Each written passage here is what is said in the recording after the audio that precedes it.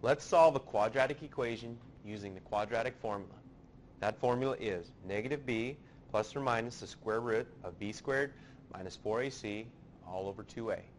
Now, the first step in our process is to make sure that everything's compared to 0. So we'll give ourselves some room over here. We got x squared. We need to bring the 2x over by subtracting, minus 2x. Bring the 24 over as well, minus 24, and that is equal to 0. Now, we got to recognize a equals 1 here. B is equal to a negative 2, and C is equal to a negative 24.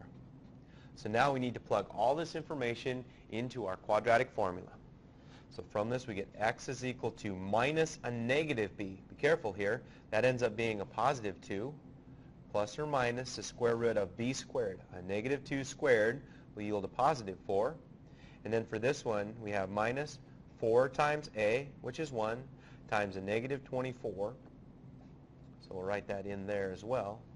All over 2 times a, which is 1.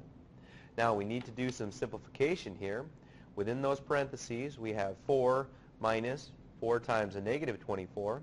When we multiply the 4 and the 24, we get a 96.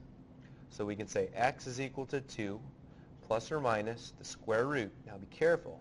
This is 4 plus 96 all over 2. So we got to once again simplify inside the radical before we do anything else. We have 2 plus or minus the square root of 100 all over 2. Slide this up a little bit and look at our problem further. We need to simplify the radical. The square root of 100, we know that to be 10. So let's write out our solutions here. X is equal to 2 plus or minus 10 all over 2. So let's break it into our two solutions. We have in one case x is equal to 2 plus 10, or 12 over 2, to get a solution of 6.